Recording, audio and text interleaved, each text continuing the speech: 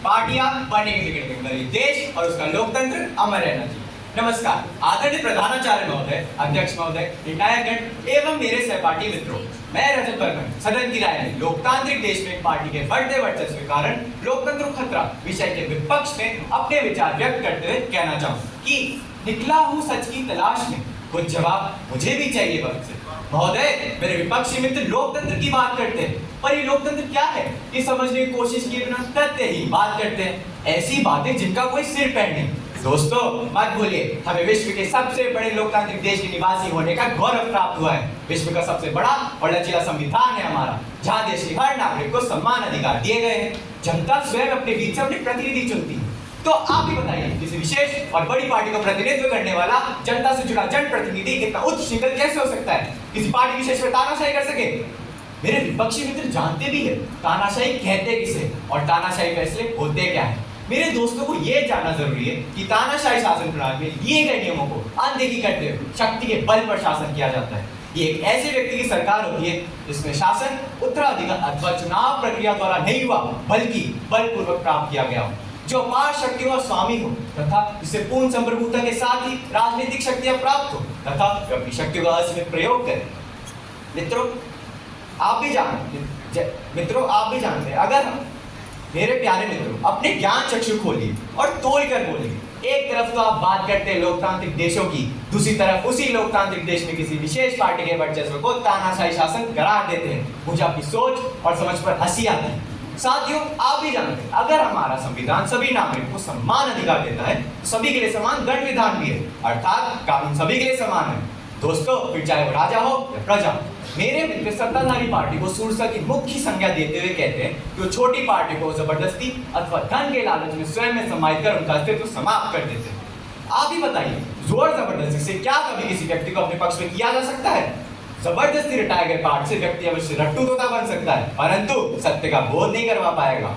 अतः लोकतांत्रिक देश में किसी व्यक्ति को किसी विशेष पार्टी में शामिल होने के लिए बाध्य नहीं किया जा सकता, वरन उसे अपनी पसंद वैचारिक साम्यता के आधार पर पार्टी चयन करने का अधिकार होता है। मित्रों जैसा कि आजकल हम देखते हैं, जब कोई व्यक्ति व समूह मिलकर जनहित के लिए नेक कार्य करते हैं तो उन्हें विरोध भी झेलना पड़ता है। विभिन्न मुद्दों पर आपस में टकराव की स्थिति भी पैदा हो जाती है और इस स्थिति में छोटी बड़ी पार्टियां एवं संपूर्ण देश की निगाहें उनकी ओर होती है। कई बार ये टकराहट पार्टियों के मध्य करवाहट बोल देती है और इसी करवाहट बोल देती है, फिर भी पार्टी प्रमुख के व्यक्तित्व और पार्टी कार्यकुशलता के आकर्षण से बनकर उसी तरह बड़ी पार्टी को अपना अस्तित्व सौंप देते हैं, जैसे विशाल सागर की लहरों में समा जाने के लिए समुद्र की ओर बढ़ती नदियां।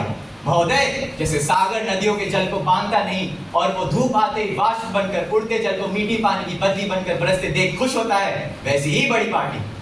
मित्रों एक लोकतंत्र वह शासन व्यवस्था है जिसमें सभी व्यक्तियों को समान अधिकार देते हैं। एक अच्छा लोकतंत्र वही है जिसमें राजनीतिक व सामाजिक न्याय के साथ साथ आर्थिक न्याय की व्यवस्था भी हो। देश में यह शासन प्रणाली लोगों को सामाजिक, राजनीतिक तथा धार्मिक स्वतंत्रता भी प्रदान करती है।